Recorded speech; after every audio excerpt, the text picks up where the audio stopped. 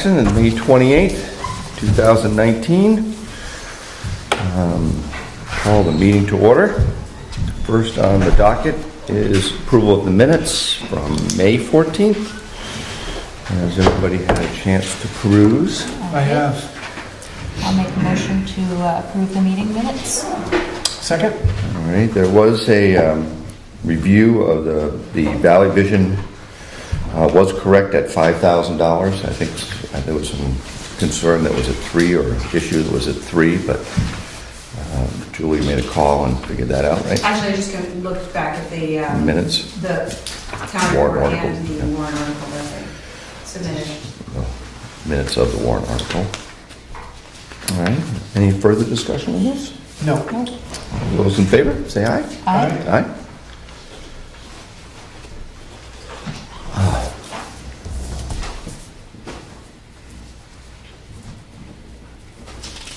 Thank you. Thank you.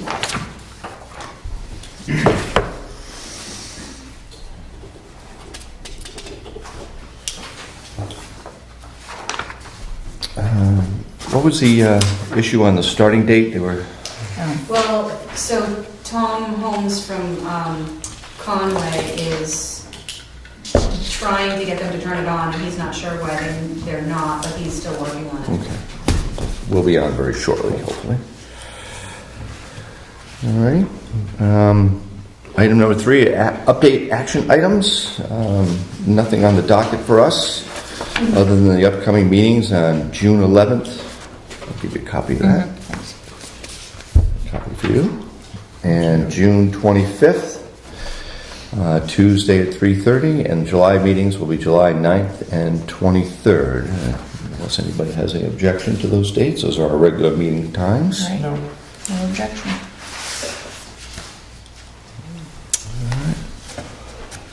Item number 4 is damaged culvert.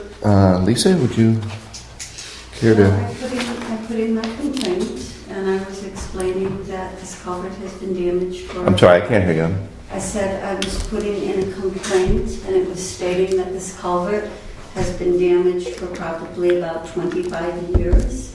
I feel it is due to a lot of excessive snow that comes up the road that damaged the culvert to the point that it not only broke off the end of the culvert, but it forced metal up from a couple of feet away to come up through the asphalt, kind of like a soft serve ice cream that was about 4 inches. At that time, I had insisted that they come and take care of it because my children and their friends were riding bicycles in the driveway back then, and I was afraid that someone would obviously get hurt on it. And they did that. They came and they, whether they soldered it off, then they tapped some asphalt around it. But the culvert itself had been damaged from the end all the way through. And the town has come and replaced the collar that they put around it multiple times. And to this day, that is still broken. I can show you pictures of it if that would help you. So that is one of my greatest concerns, and I feel a lot of this is due because Green Hill, as you come up, it is a winding road and a hill, just like many roads in Jackson. It's a little bit unusual in the sense that it has 3 hydrants in less than 0.3 miles, and then it has a 4th one about in that 0.2, 0.4, there are 4 different fire hydrants, and obviously the plow is not going to put lots of snow and pack it around those hydrants because then they're not accessible. So my section is a straightaway that you've come up a winding hill. You've now avoided 3 fire hydrants when you come to my property, and I receive an excessive amount of snow placed on both the driveway and the lawn itself. And that creates a lot of these issues that have damaged the culvert in the past. They damage my lawn, they damage my trees and my shrubs and all of those things as well. But my greatest concern is the culvert. So I can give you pictures if you'd like to see what it is looking like at present. Would you like to see those? Sure. what happens,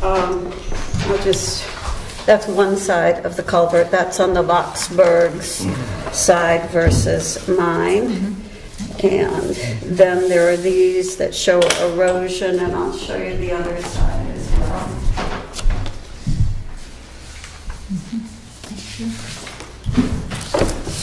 This is the other side of the culvert. This is the one that was damaged all those years ago. And you can see here how deep this plastic collar has been, and this is the hole that was created all those years ago. And this is what that looks like today, which is pretty substantial. This is the one that I myself fell in last year.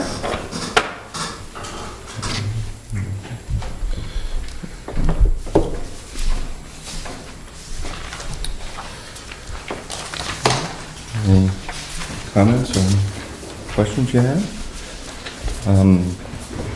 I know Pat passed on to me a section of the driveways and transportation from the highway regulations and protection control regulations from the RSAs. It's section 236:13.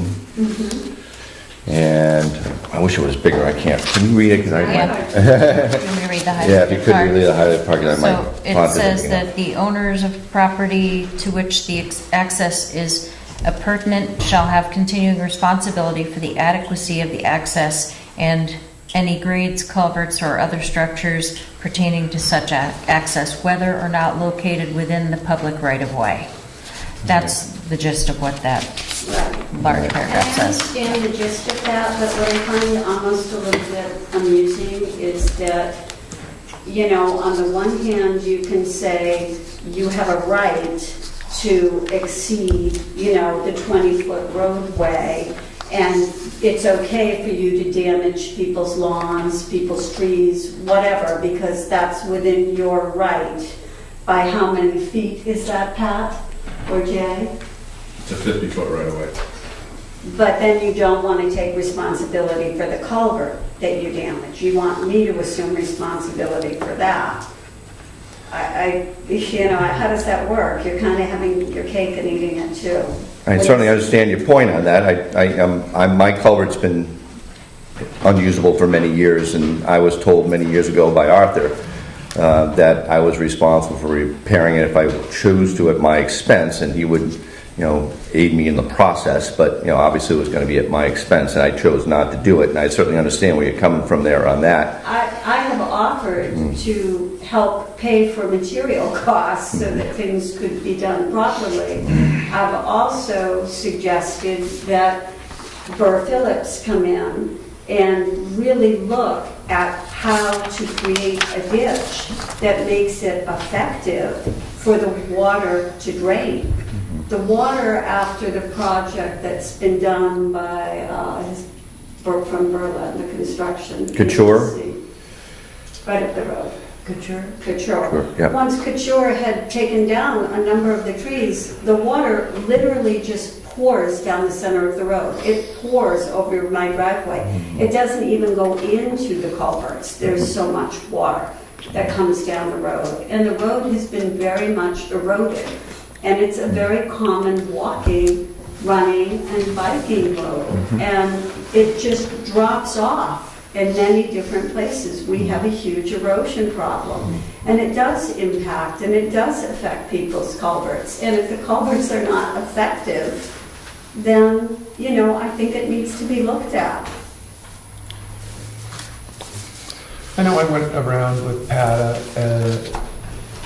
to help as a selectman this spring to look at some ditching issues and some culvert issues. And I mean, number one, I mean, we don't have the capacity to deal with culverts that are driveway culverts that aren't town culverts. I mean, we just don't have the ability to fix those. I mean, there's hundreds and you know of them around town, and so you know whether somebody tried to help somebody out you know 10 years ago by throwing some patch over a culvert that had a hole in it, it doesn't necessarily mean that all of a sudden we we own the future maintenance of that. I mean, we just can't afford to do that. And so helping, somebody out is one thing. It seems like one part of the report we got was that back around 2014 or 15, this was an issue, and ditching in front of the house was an issue, and we went up, and at the time we ditched out a little more, and you were looking at us to help back then, and we cleaned out the ditch line with a backhoe and tried to get it lower so that you could get your culvert changed at the time. The ditch line that flows along the front of the property and the other properties on the right side was really shallow, so we took some steps, and that's, ditching maintenance is something that we do, and it's recommended that you've got at least a foot of cover over your culvert and to prevent that kind of stuff, and the pictures show that the middle of your culvert is above the driveway line, and some of that's really regular maintenance stuff. I mean, a roof's got a life, a culvert's got a life. If it's been there for 25 years, odds are that it's had the opportunity to raise up over time, and it's not up to the highway department to go in and pull it out and re-ditch it and sink it again.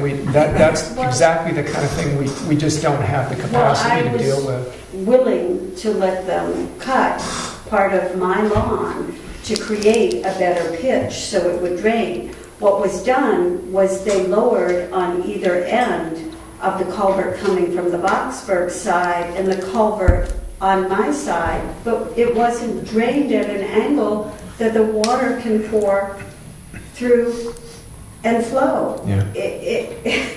It can only pool at the ends. It's not pitched in an angle that it can go where it needs to go. So, that is part of it, but I do really feel that it's been damaged many times because of the great amount of snow that gets pushed up Green Hill.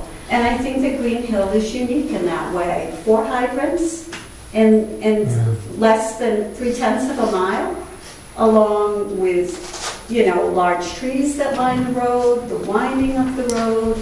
It just seems that a lot of snow comes up that way. And that's how it was originally damaged, was because of that snow. And it continues to be damaged because of that. We noticed that it's failed in the middle, where you've got basically 2 culverts coming together, number 1, and number 2. I mean, we could actually probably hear from a number of different residents in town that will tell us that their road gets such an excessive amount of snow that the winter takes a heavier toll on them, and we don't get involved in any of that stuff, but we just don't have the ability to go in.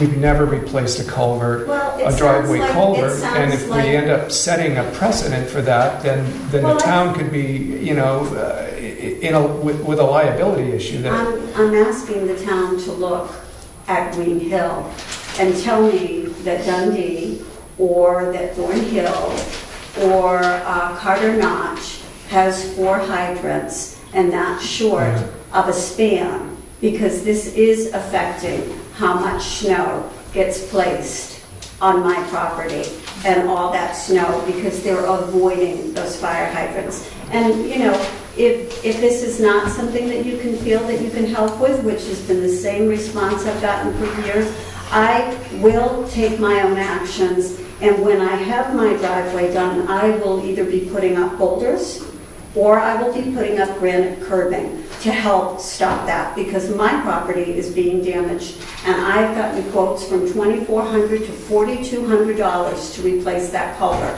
and to do that ditch properly. And if I'm spending that kind of money, it better not get damaged by the plow come the following season. So, that's my recourse in this. And so, the town will have to adjust the way that they choose to plow by the placement of either granite curbing or boulders. Okay. That's what you're leaving me for choice. ISO 500 feet, every 500 feet you're supposed to have a hydrant. It'd be 500 feet. And that's water precinct, that's ISO, your insurance regulation.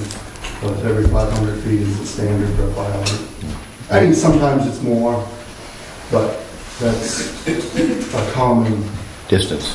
thing. Do you not agree, Jay, that that does make it difficult between the fact that it's a winding road, the hills, and having so many hydrants and mature trees, that that does not make it difficult to plow on that first part of Green Hill? Well, it's a narrow section of road, that's for sure. I mean, it's a narrow section of road because You have the hill on one whatever side. reason, all and those yours- houses are closer to the road. Right. You can't widen Because it, of you the know. era they were built in, you know, it definitely is a narrow section. And if there's 50-foot right-of-way, the town's road goes 25 feet from the center out. And I just measured mine, it was 13 feet into my driveway today, which is well past my stone wall, which is also well over my flowers too. Pat? I'm trying to remember about a good chunk of your lawn, if it's a 50-foot right-of-way, a good chunk of your lawn must not be yours. If it's a 50-foot If it's not right-of-way. mine, then I kind of am confused why I'm maintaining something that frankly isn't mine. If it's the town's, then Because why am I that requesting it? RSA explains when you put a driveway in, whether it's in the town's right of way or whose it is, if you put a culvert for your driveway, then that's your responsibility. That's what that RSA explains. Yeah. Sorry, I didn't mean the conversation between two people. Pat, you had, Yeah, I mean, the plowing, it's definitely a tight road, and a lot of roads are tight. The plowing against fire hydrants, I mean, you don't avoid them. We go back and we clean them up, and we have to shovel them out, and we bucket load in front of them. And the snow coming off the plows, we don't have a choice, we can't carry the snow up a hill. It's not getting treated any different on Green Hill Road as it is Dundee Road, as it is Jackson Highlands Road. The snow comes off a one-way plow, one way. you know, It- you can't plow across the road or, And you know, down the opposite side or anything like We don't that. carry it up past the hydrants, we don't dump it off before it comes off the one-way plow onto the wing and goes off onto the side of the road.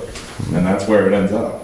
And, you know, we do our best to not damage things, but yeah, when snow gets piled up, especially like last year, it happens, but there's no special treatment for the hydrants. We gotta go back and clean up around the hydrants. I mean, Sarah's got a nice rock wall next to her hydrant. We have to be super careful around it, but when we plow, we don't, you know, you can't avoid it. And if you do avoid it, you know, you lose the road, and then people call us up and say that the road's too narrow. And then you wing back the road and people call us up and tell us that we've plowed onto their lane, you know, and it's like, it's kind of pretty hard to make everybody. Well, sometimes I find chunks of asphalt all the way up onto my front step. So, you That's know. not from us. All right, anything else? I don't. All righty, moving on to item 5. Oh, there was another, Oh. there's another request in there to discuss culvert and trail children at play. Oh yeah, signs, that's right, on the thing. Okay, we don't own the children that play signs, right? They're not ours, so we No, don't, there are two, they're privately owned. no, there, so Ryan saw one, I guess. Oh, the there's- beginning of the I road? guess there's two, one that's portable that Ryan had seen, and then there's two that are posted. Yeah, there's one that's posted, I went by there today, there's one posted with the speed limit right at the bottom as you enter Green Hill Road on the right-hand side. It says, caution children play, speed limit 35 miles an hour. And is it that one you're referring to? Yeah, that was me. Sarah was great and had asked that the signs be put in, but where the signs are, one is way at the very top of Green Hill Road where there are no houses and no children. So I was asking if it would be possible to bring that down a little bit so people can see it where there's the small cluster of houses that are close together and close to the street where my kids are walking the dog and we're walking and my kids are playing. And as far as the one at the bottom of the street, it could be pushed up a little bit closer to where there's another family, which is also closer to where the cluster of houses are that are really close together and close to the road.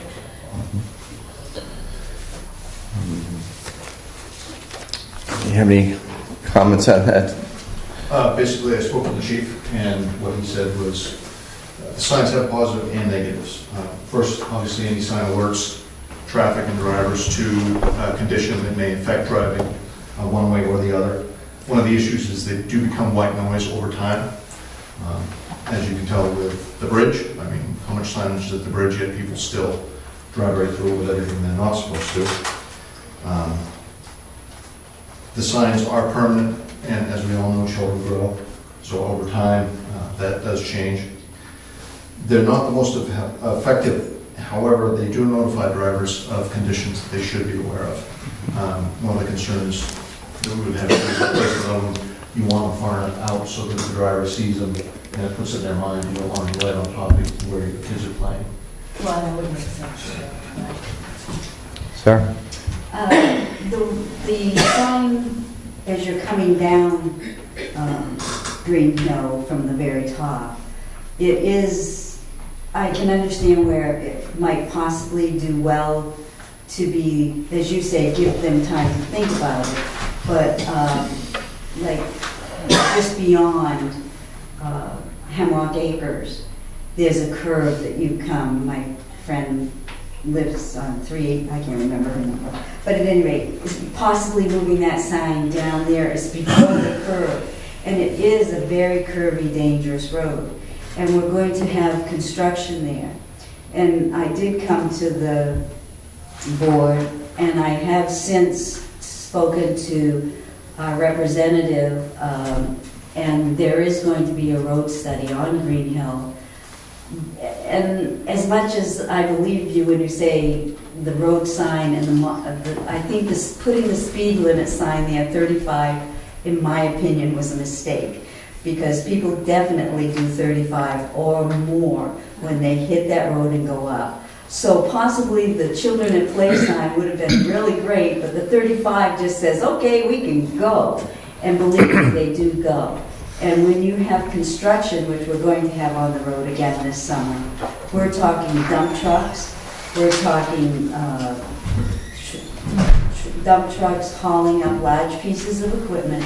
And if they come down over that hill at 35 miles an hour, I might be greeting them in my living room. But, you know, I'm just saying, it is, we have a hamlet there. We have thousands of people that cross the road in the winter at the bottom of our road with high snowbanks and so on and so forth, that I'm really looking forward to the road study and possibly seeing if the state might recommend the speed limit be set down a little bit lower.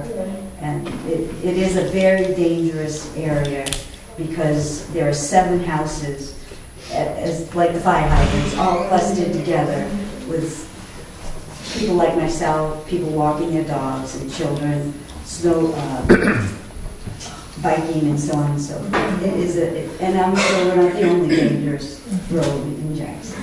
And part of it, Sarah, too, is that we're talking about the straightaway. Again, people are accelerating to go up the hill, and then they level off, and they just keep right on going with the accelerator. And the same thing happens on the way down.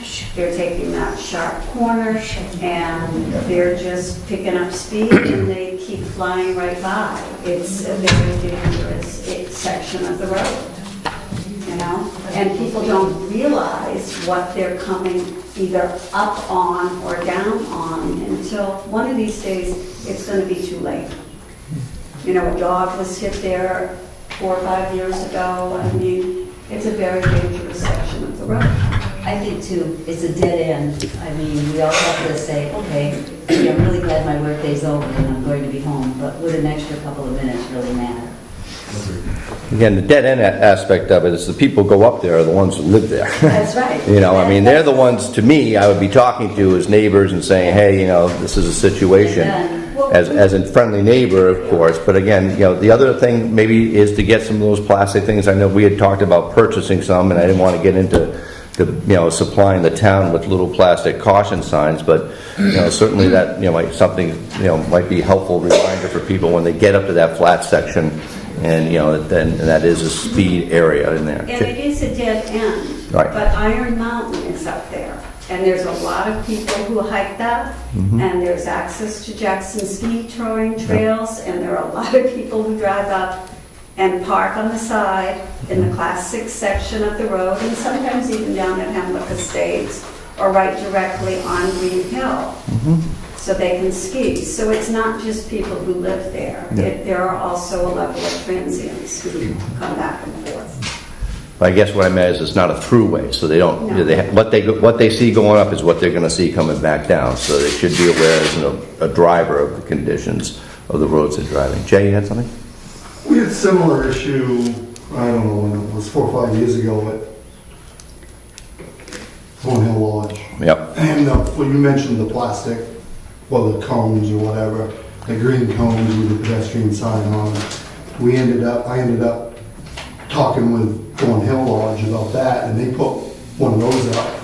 You know, they got a maintenance guy though, so it's easy for them to take care of it. That definitely, those really work better than anything, because when people see a cone or something, plastic thing that says pedestrian sitting in the middle of the road, it's, every time you go through the school, the minute you see that, it's Yeah. like, whoa, whoa, whoa. Gotta slow down. And And those are really effective. The problem out there is the road's so narrow, that may not be tough to do, because it's such a narrow road to have a cone sitting in the middle of the road. But well, I was thinking more on the side, yeah, on property. I just found, when we dealt with this issue, highway related there 4 or 5 years ago, those are effective, work really well. Sarah, you had your hand up? Well, I just was, when he said in the middle of the road, I was like, I don't think No, we don't want have a that. right to do that, or do we have a right to put it in the right of way, you know? Well, it's like the school does it, you know, when, in the school process. I guess that's one of the concerns I have, is that the more signs you have, the more it becomes white noise, because the more. We had that pay attention. discussion. At the top of the corner coming down, it's a slow curve, and one more sign. Anybody else on that? Anything? There's a feasibility study coming, and it might be interesting to see the results of it when it's Absolutely. complete. Yeah. Absolutely. All right, thank you very much. We'll look into those items. So item number 5 is a fire station feasibility study. Jerry and Peter had, thank you very much. Come on up. Good evening. I don't know how aware, Bob and John, you are of the committee that's been meeting informally over the past 2 months about looking into a fire station. It started when Dick was still selectman, and he sat in a couple of meetings. Barbara has now sat in a couple of meetings. And we were looking at the idea of building a new fire station. We've recognized a need in the functionality of the current building that we have, and as far as how the building currently functions, the ability to purchase new fire equipment, and so we looked at what are the options on what we can do with it. And do we expand the building that we have? Do we look at building new? And we've gotten to a point with the committee now where we feel it's time to kind of formalize it and let the selectmen decide whether we continue it and then what that process looks like. What we're hoping to do is to continue on designing a building, determining more of the why, and then really trying to determine how much is it going to cost, and then when. And without having a formal process to engage with the public and not having answers to those questions, then it would really be hard to get feedback from the public on where this goes. And so, we've looked at some designs. We've talked to some architectural firms, and we really brought it to a point where there's not much more the committee can do without really the selectmen deciding on where we go with it. So we're asking the selectmen just to consider formalizing it and then asking for direction on where the selectmen might want us to go with it. Most of the committee members are here tonight. And if you have any questions for us now, or we're certainly not looking for you to approve us tonight. Just throw it your way and see where you guys want us to go with it. What was your thoughts on that, since you've been Well, attending the... Yeah, I mean, the reason for looking at all of this, obviously, like Jerry said, is the functionality of the current building and the cost and the fact that it is older and trying to upgrade anything in there is just getting to the point where it's not effective, but you can't fix that overnight too. So I think it's something that needs to be moved forward for sure. Timing and money and all those things that Jerry said are just at the point where you kind of say we have to formalize it. So I think it needs to be done. I would recommend it. Then it comes down to how much do we need to move forward with? Is it a dollar value? Is it forming a public committee? And so that's something that the three of us need to weigh in on. And we'd be looking at it really as a feasibility. It's how feasible is it? There's a recognized need. So then it's because if there's a need, is it possible? Is it realistic to consider this? And that's what we'd like to do is to kind of determine whether it's realistic and how realistic it is that. And then engage the public. So design a process that would really engage the public for feedback. And one of the things the community is really hoping to do is to design a building that not only functions for the fire department, but also functions for the town as far as meeting spaces, public parking, and things like that. So it's kind of looking at this campus that we have here and how can we enhance it? And does this do that? And if it does, how realistic is it to do it?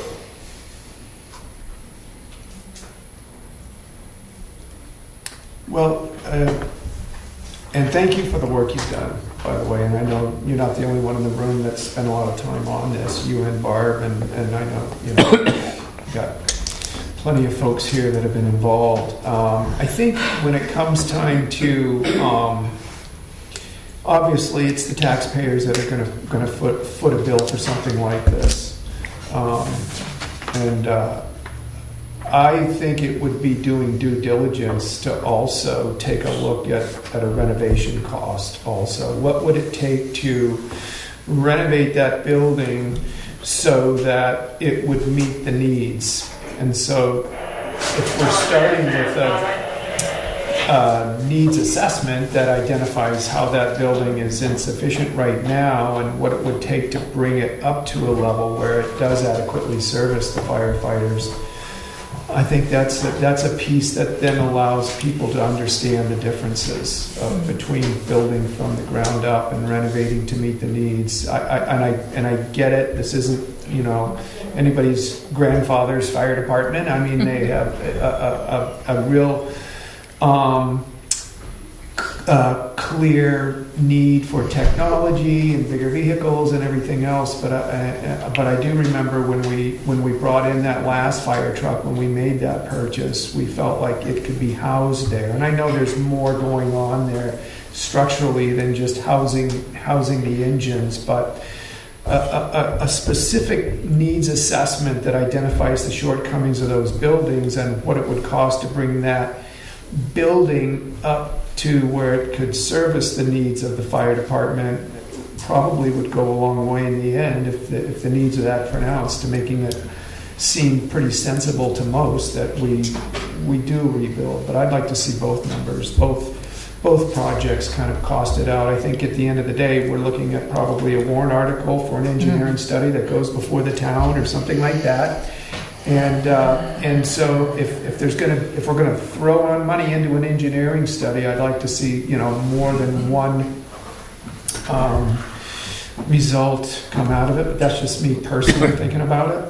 I don't know if that makes sense to anybody else in the room, but well, I think this is exactly why we were bringing it to you, because this is the kind of information and ideas that we need. So yeah, I mean, I think that would absolutely benefit the town if we were to look at all of the options that we have available to us for that. So absolutely. I mean, we have done that, not super accurate yet, but we have done just that and looked at renovation costs compared to new costs. So. Is that written down anywhere or something? Yeah. But I think that's part of when we're trying to determine if something's realistic, you do have to look at all the options. It's like if you're going to ask for a large sum of money for new construction, well, what are other options? If a large sum of money for new construction isn't realistic, well, then what is? So I mean, that has to be part of it, I think, for sure. well, I think what has to be realistic is that fire department is housed in a facility that supports the important role they play. And so if that is truly not a building that's able to serve that function, then it's important from a public safety standpoint that we do what we need to make it happen. One of the big items there that we've looked at seriously, and I don't want to get into details tonight on everything, but one of the big items, it seems how you bring it up, is it's supposed to be a handicap accessible building. That creates a lot of trouble for that particular building, even with a rehab, with an elevator. We had a federal training that was supposed to, basically they said we couldn't do it there. We ended up doing it there, but we had the option of doing it over here, the training, so. That's a big part of it, since you brought it up, but the way I'm looking at it. Yeah. So, I think what I'd like to propose then is we keep this on our agenda as an ongoing item, so by the next meeting or the next meeting after that, the committee can come up with an idea of is there a cost in doing an additional study to figure out whether a renovation versus a new would make sense and what the costs would be for that, and then present that to us so we can figure out our decision and what we want to bring forward. Mm-hmm. What's your timeline look to you? Peter's hand is up. I'm sorry. That's right, go ahead. I mean, how do you see this moving forward based on where you're at right now? I mean, Well, there's a March date that's probably key Yeah. for you, right? So what do you see? Which it always is, and I mean, and Right. so it's, we don't really know, and that's kind of why we're kind Yeah. of bringing it to you tonight, is should we even continue with it? And, you know, because to me, it's got to be coming from the selectmen, that if any of this is going to happen, so, we don't really know, and, you know, we'll probably have to have a few more meetings to talk about it, and determine that. I mean, we know how much it would cost to do some of the design work. You know, is that in this budget? We don't know. Is it something that we'd be asking for in March? Probably. What is our timeline? It really depends on where you want us to go with it. You know, I think Barbara's idea, let's between now and your next meeting, maybe take a look at where some of our other options are to figure out what's it going to take to get that kind of rolling and going and formalize that. So, but really what our timeline would be is when are we going to start presenting things to the public? Like, here's our options, here's what a building might look like, and that would be the next step probably. And you know, if we're going to be asking for money in March for a design and engineering, you know, we'd be looking at probably September, October, November, just before budget season, to get something in the works, to have a public kind of sounding board, if you will, or listening post to engage with the public more. So the fall would be kind of when we're looking to have a little bit more kind of information out there to digest and for the public to get feedback on. Yeah. Peter? I know that I, fortunately or unfortunately, am not part of this committee, so. But they did, Jay and some others asked me to take a look at some, you know, if there's any other monies out there. And there are a couple of grant programs for small rural communities, which are communities by the federal designation of 10,000 people, which is a challenge for us unless we're going to have a big road squirt. The long and short of it is we're really small for federal grant funding, and our median income, which is their guideline, is way too high for most grant programs. There's one out there that we might qualify for that we're still investigating, but that news isn't all that promising. I think the other thing is the committee, not to speak for the committee, but we're really sensitive, aside from the committee, on the department, about not just going and asking for a new fire station, but looking at the village, this campus, and the town, and what could this be other than a fire station? You know, because I think many people drive by and they see what looks on the facade like a perfectly functioning fire station, and in many ways it is for 1950, if you will. It has a lot of drawbacks. But we're aside from the cost, which is what most people really focus on, and they should, I think, you know, some of the things we're really sensitive to are aesthetics. Location is really, really important, not only for public safety, but for how people view this village, who live here and for visitors. And then some of the other things that were mentioned, other benefits like public access, bathrooms are potential, public parking. These are all things that we see in the village as needs that go beyond just the fire station. An emergency management space where you could be an emergency shelter. The town doesn't really have that. So these are all things that have been looked at and discussed and are being thought of as, how could we do that all, if you will. The association, the Jackson Firefighters Association, which is our nonprofit piece of what we do, is pretty committed to this. We've committed the majority of our savings to this if it were to go forward to partner with the town.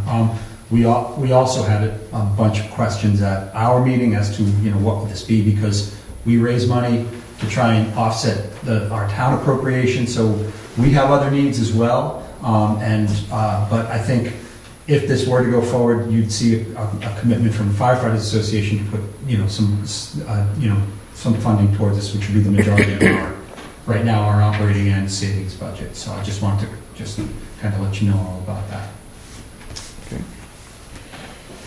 Anything else? I think that gives us a good direction going forward. Is that enough guidance? Absolutely, I yeah. think so. Great. It's What are really, you looking at? Something like Molten Borough maybe, but what are you talking? I don't think we know, I don't think we really know that Yeah. yet, as far as size, dollars, anything like that, location, there's so many things to be considered.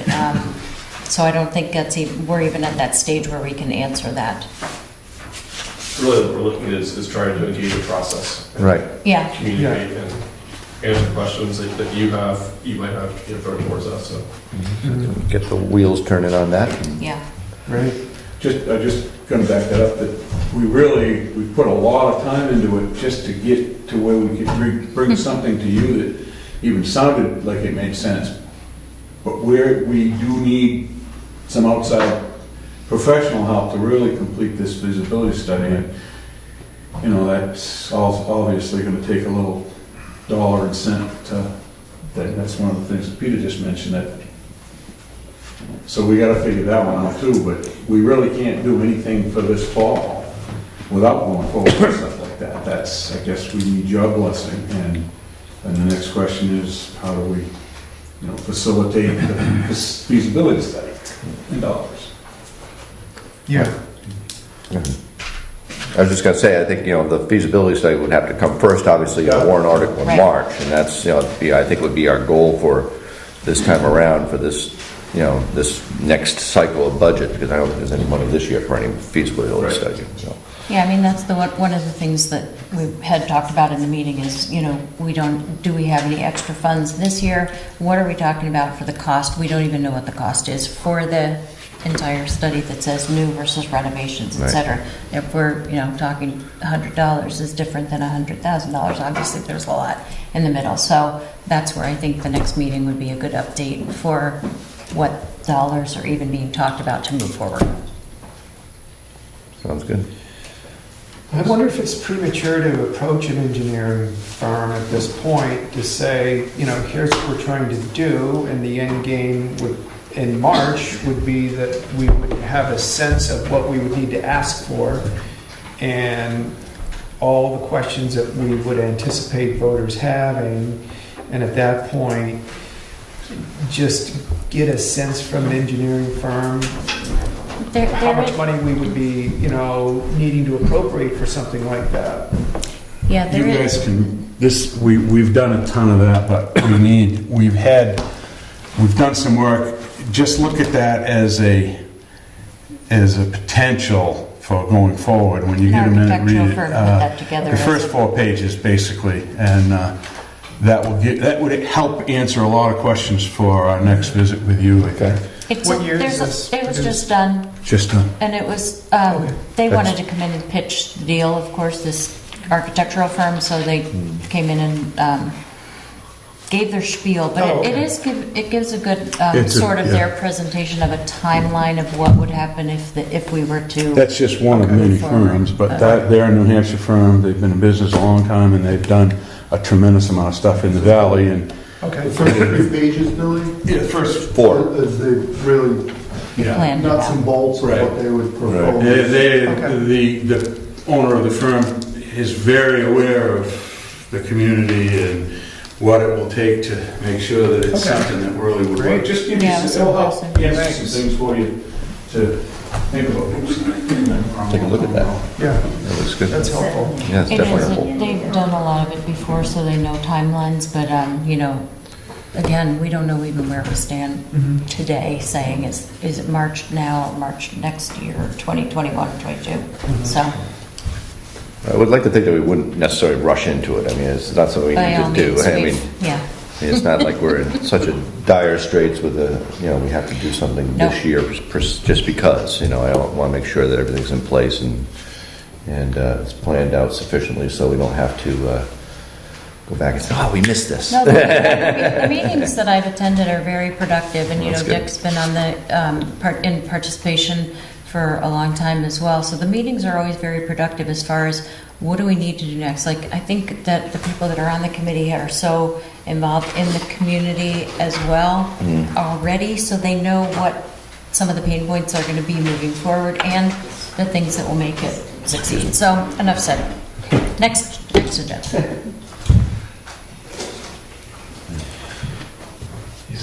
All right. Thanks. for Anything this. else on that?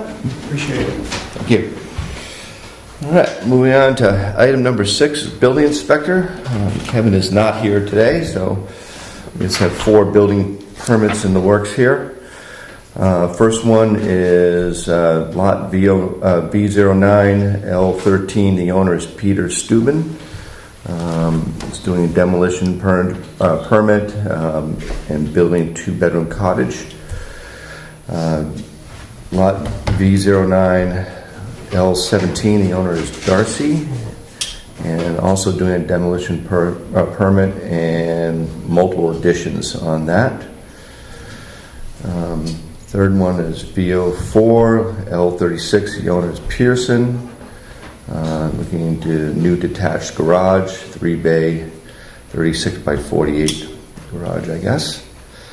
And the last one is R17, L25-B, owner is Whitney's Inn, is adding a beauty salon. You want any info on that one? Or? Yeah. That's just an in-house, like they're looking to set up an area for beauty salon in the basement for their in-house weddings, not really Open to the public. beauty salon to the public. I've worked heavily on it with them because there was some code stuff we had to figure out. Fire separation, egress. So that's all been worked out, pretty basic. They got a lot of, I actually stopped there today to check on it and nothing's happened since I was there 3 weeks ago, so. They're just very slow process of working on it and everything was normal. They gotta do a little separation, clean up the boiler room and then redo the egress out of it. The stairwell has to come up out of there. It only needs one exit technically, and that exit has to go right directly to the outside. It can't go up and go into the kitchen, Right. for example. So they got a lot of work to do on that. I know with Kevin, there's a height issue at that exit area. They got to jackhammer some of the floor out and drop the height down because it's too low. I know that's an issue. It is. Other than that, I know A lot of they're work. working on it Sounds like a slowly. lot of work. Yeah. I was kind of hoping to get my hair done there. That'll go public. Just gonna make it come. Yeah, stop. Kind of wet.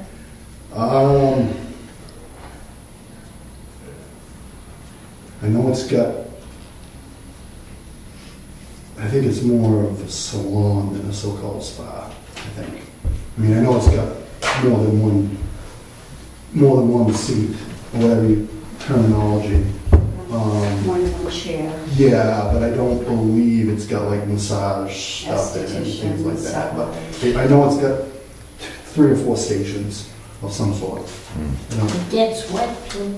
What's that? It gets wet quite often. Yeah, they definitely have some challenges to overcome, but that's something. The fire marshal one of the fire marshals actually looked at it with me because we had kind of curious on the boiler room fire separation because of some technical stuff there that we ironed out with actually the fire marshal there, or one of the fire marshals.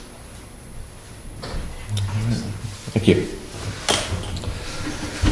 Anything else on the building inspector? I have nothing. All right, we'll move on to new business. First is the tax warrant here. Karen Burton has produced the tax warrant, so for property tax levies, and I just need a motion to sign the tax warrant, which would be 1,500, what does it say here? For name, say, 2,465,594 is the amount to be collected. I'll make a motion to approve and sign the tax warrant. I'll second that. All those in favor? Aye. Aye.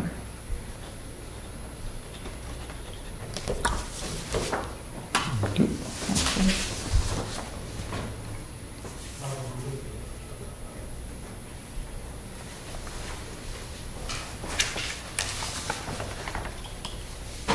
Thank you.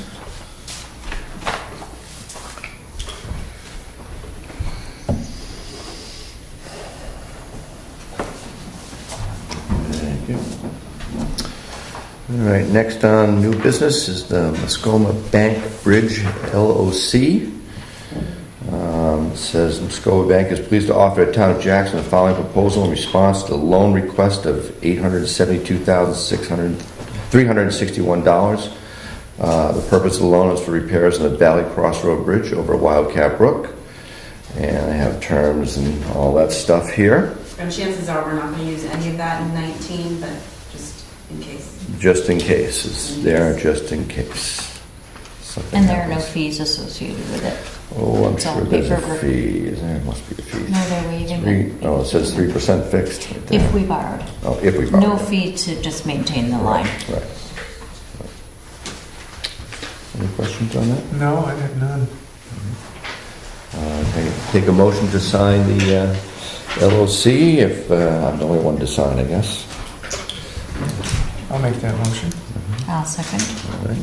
All those in favor? Aye. Aye.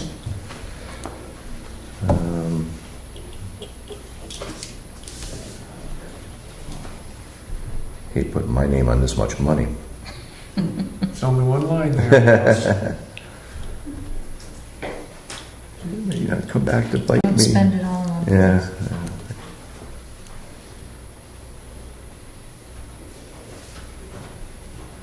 Very good. All right. Third item on the list is an old library request from Sarah Clemens. Says you wanted to be a docent to the building as for the old library. Can you explain what this is about? Right. Well, a docent is a person that would, I would have the building open probably Wednesdays, afternoons, 12:30 to say 3:30 or so. And what I would do is I'm working over at the old library.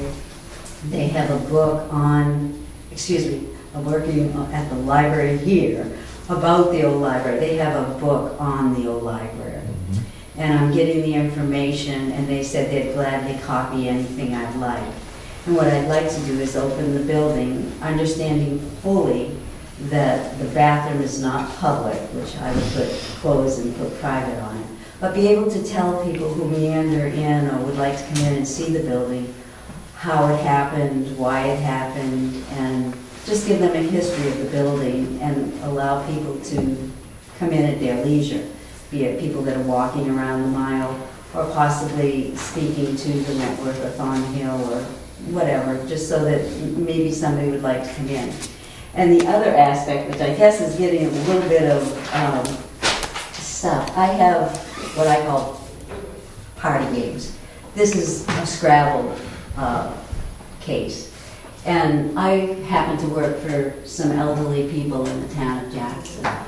And they like to do what I call the party game. So they have kids in their house, and they kind of, said they'd like to get out. So I also thought it could be a place where if they'd like to come and just sit in the library and play a game of,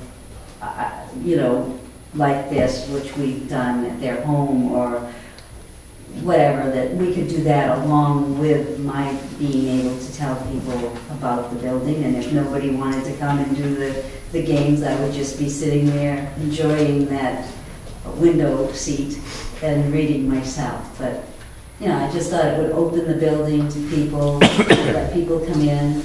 Also, there are other people that just come down the street, they walk around the mile, and I just thought it would be appropriate to have the building open so that they could come in and enjoy it. And it was just Wednesday afternoons?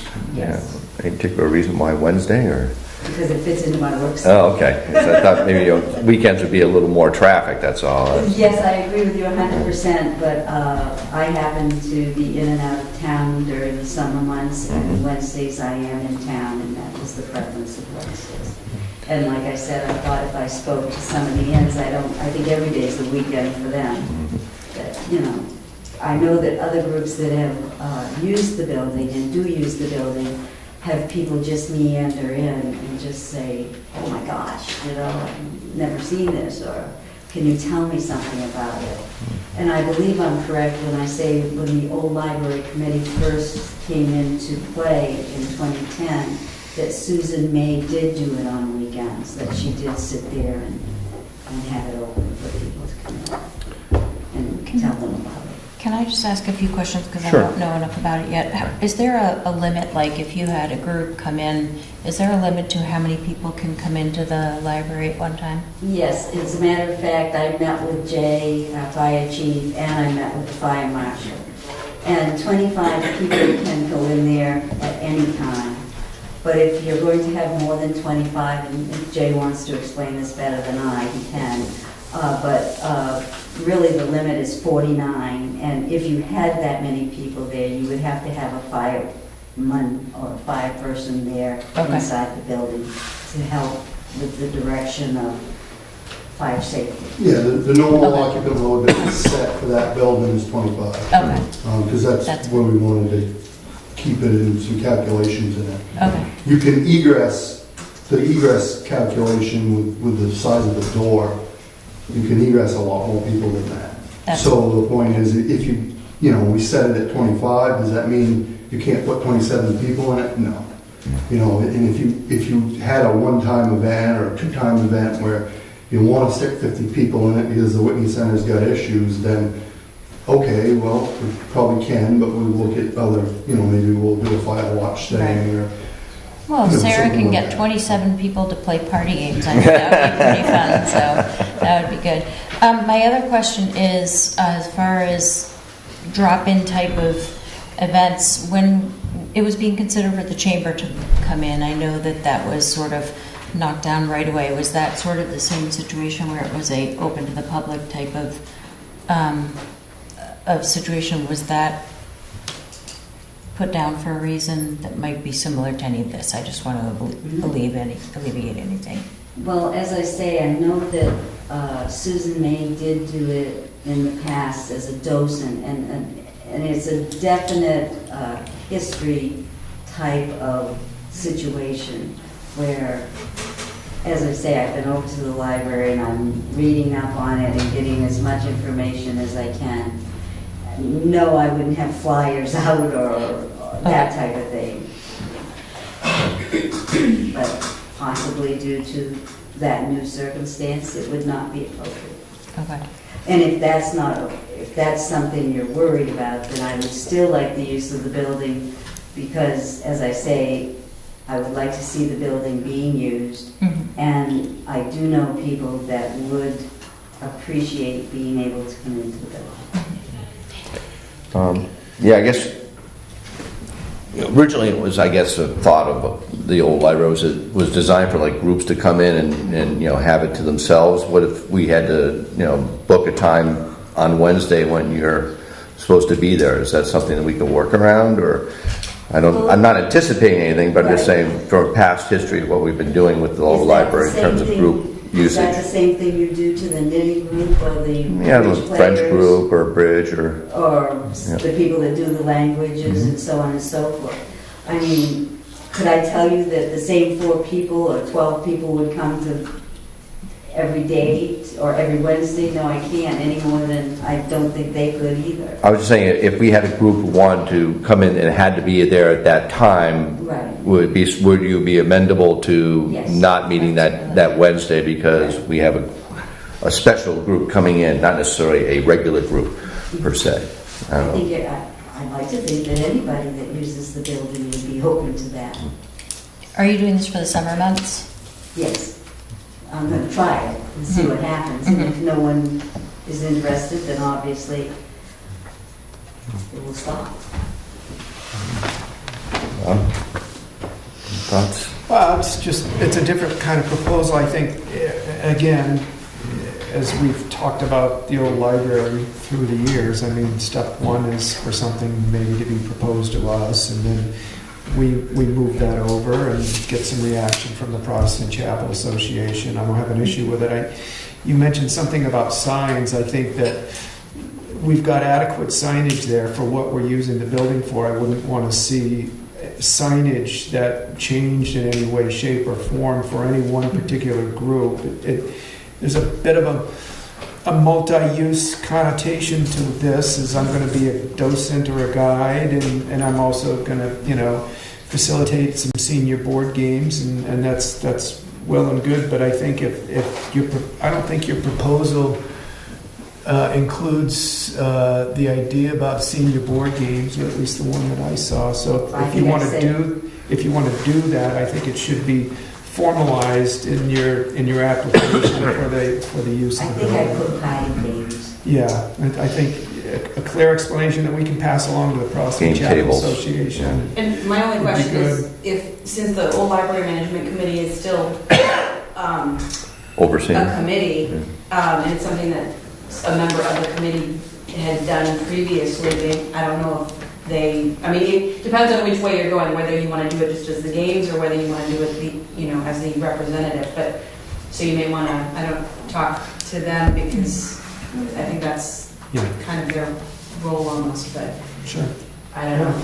Okay, well, again, I felt that it was, I start here, go, and then the chapel, and then, Yeah, you all 3 of you get together. I don't know how you do it. Well, you would just submit your application, and then, just because this is it's a unique question, if you're doing it just as that, hey, I want to meet for the board games, that's a different thing than being a representative for the, because that's more what the, Susan May, who's on the committee is, so. And that could be something I could do 1 week.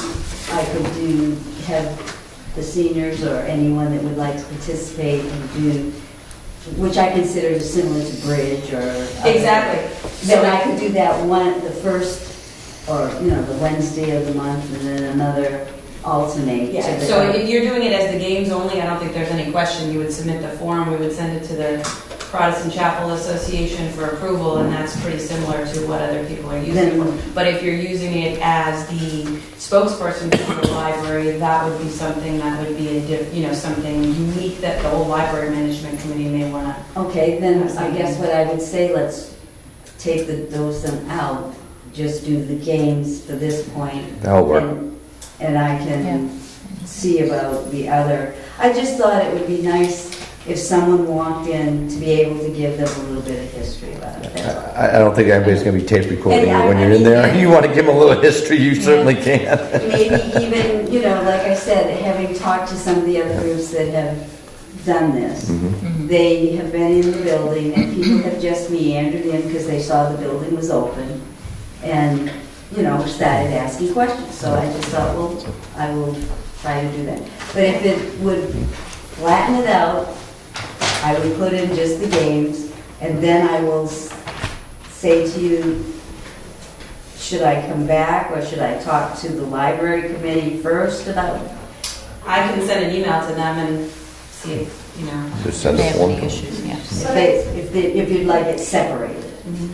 If Sarah's willing to do both and wear both hats, I wouldn't see why that would be a problem. I'm sure that other people have been distracted if they were doing something and had people walk in off the street and start interrupting their activities to answer questions. But I don't know that she's saying that she wants to be there during all the times that the other people are meeting. No, I don't think she's saying on Wednesday. Right, so that wouldn't Right.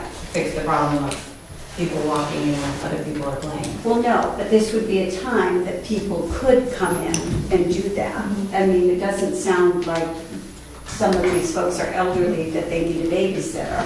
I mean, Sarah would be simply setting up and being there as a support, so she could answer questions from people off the street.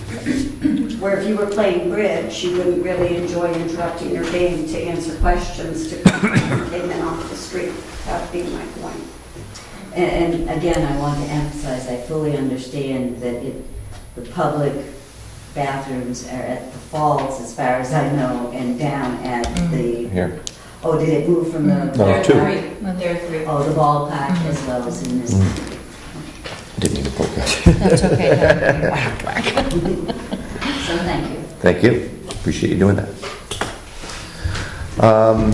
Town sign repair. What's up with that? We were notified that there was a crack. Crack, And so Julie put a call in to, That's right. trying to find out who put the sign in. Yeah, we're not sure who put the sign, but I did call the signsman, Jackson Signsman. That's what I thought did that, yeah. So we're waiting to I think hear it's back, Mm. see what, if it's fixable, what the cost is, so we can put it on next time. There's probably a couple other sign people we get prices from if we need to. Yeah. Okay. Redstone, I think. All right. Anything else on the sign? Nope. All right. Albany Selectmen representative request for fiber internet service. Albany has sent us this little letter here asking us to get involved.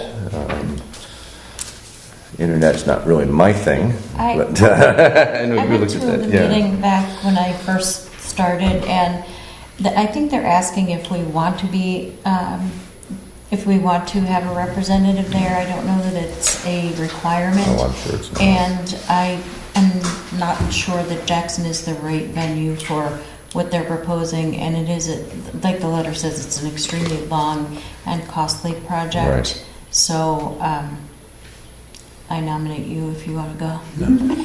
I'm all set, no? Unless you're interested. No, I'm not No. Interested? Okay. represent, but All right. Anything else to be represented? No, thank you. Moving on. All right. On to item number 8, old business budget. This is the second meeting, so we don't have anything on that. Crossroad Bridge, Valley Crossroad Bridge update. I guess we don't really have it. Pat, did we get anything on the boards there? The engineering company, or Burr contacted the engineering company that is doing the new bridge. They gave us a load study on it, told us that we could use roughs on Hemlock. It had to be a certain size. They said it had to be 4 3/8. So I can't get 4 3/8. They only do 1/4-inch increments, so I've erred on the side of caution. So we're getting 4.5-inch Hemlock beams. That's gonna make Extra And inch. 1 3/4 runners. Not, one of the thoughts was to put the runners on the whole bridge deck, but, I mean, for money, everything's gonna be new. I don't think we're gonna have any issues of what's happened in a year. And because the beams are wider, there should be less of a gap there than there is now. So I'm thinking of, what I've got ordered is new beams and then new runners. And the runners will be the same way that the runners are existing right now. Okay. I think that should work for a year. Sure. And those are roughs on as well. And I think it was, should come in just under $4,000, I think. Okay, cool. For all of Nice. that, nails, whatnot. And timing is still 3 weeks out. Timing is the lumber was milled on Thursday or Friday, and they're working on getting it down to us this week. Awesome. Oh, good. Awesome. You have anything to add on that? no, other than, Thank you for your work on that. Yeah. you know, this is how they construct logging bridges that are out in the wilderness and in the forest and stuff that we use. So it's going to be plenty strong enough for to meet our needs. So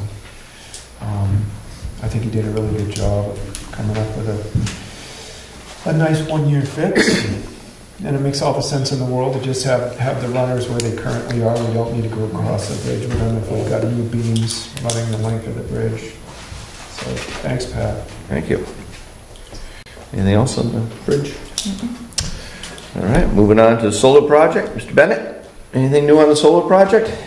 Well, we're gathering information from our town attorney on the contract that will be in place for the solar project to go ahead. I think he had some questions, but part of it was just not understanding the ramifications of a power purchase agreement. But I talked with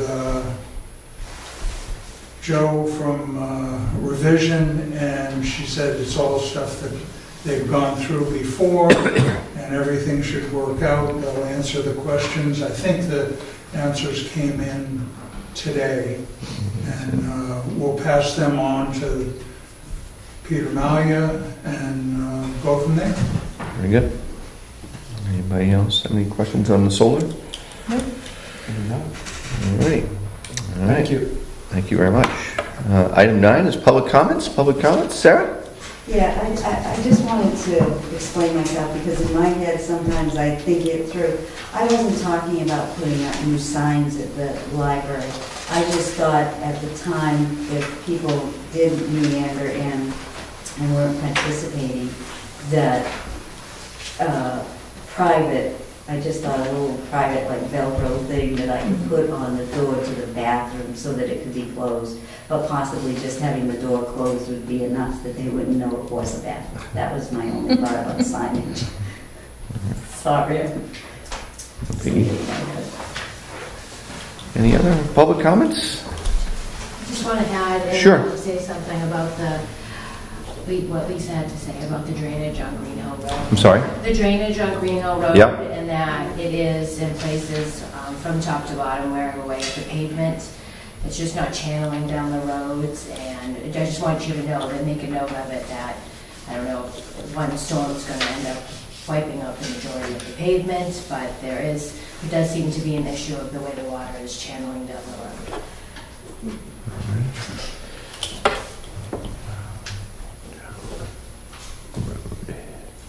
Thank you. Jack? But I just wanted to throw out some food for thought. At our last school board meeting, the idea of having a joint meeting with the Board of Selectmen came up.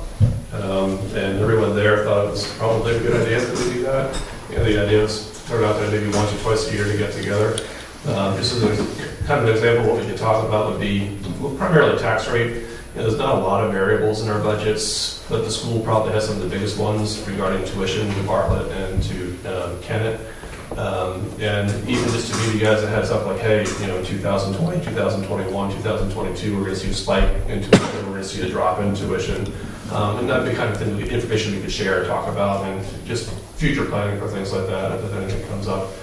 Solar panels is a good example of something where, like the school tried to come on board with that too, and we didn't feel we had enough information at that point in time. Projects like that, if we need more time to coordinate and plan. So just think about it anyway. I don't know what time of year would make the most sense to do something like that. For us, I think in August we decide how much to retain of our budget, because we can retain some funds now, which personally I don't think is a good idea, but if we could get together and talk about that kind of thing with you, like, hey, we're kicking out $75,000 this year, so you can plan that for in October when you guys go to set the tax rate and things like that. Just think about it anyway. What time, I'm sorry, did you say August on that? Is when we decide that. Just an example of kind of things and information that might be helpful to share with you guys, if you know what's coming your way. I know there's some communication with the school for things like that, but maybe just inform us of it. And, just food for thought anyway. I think it's a great idea. I went to the last school board meeting, and I think for us, to at least coordinate a couple times a year, I think it would be really informative. The other thing is obviously, if there are any agenda items that come up in between, hopefully both sides can contribute, but so much of it is the taxpayers' dollars on both sides of it, and they, one hand needs to know what the other one is projecting. So it can be helpful. Thank you. Any others? I just want to say how nice the bridge looks, and I hope everybody gets a chance to walk through it and not drive through it, because it absolutely turned out beautiful, and it's nice to have it open again, so. Yeah, we should Cheers probably to pull together a everyone. thank you letter to those guys for doing that too. Amazing. That was, they did ahead of schedule, Yeah. and Really great job. they put up with me walking around. Oh, my dad walked in and got paint all over his coat. I think he walked through a barrier he wasn't supposed to. Oh, yeah, I'm sure. Yeah, but anyway, it does look very nice, so. Good point. Nice to have the bridge back open. Yes. And how many times did everybody almost go through it? It was twice for me for the season. I don't know about anybody else, but Yeah. I got to sing. Turning the other way, I forget the I know, It took me long enough to remember to close, and that's before I take a second. we got new habits in place. Right, right. All right, well, not hearing any other public comments, I will take a motion to adjourn, or accept a motion to return.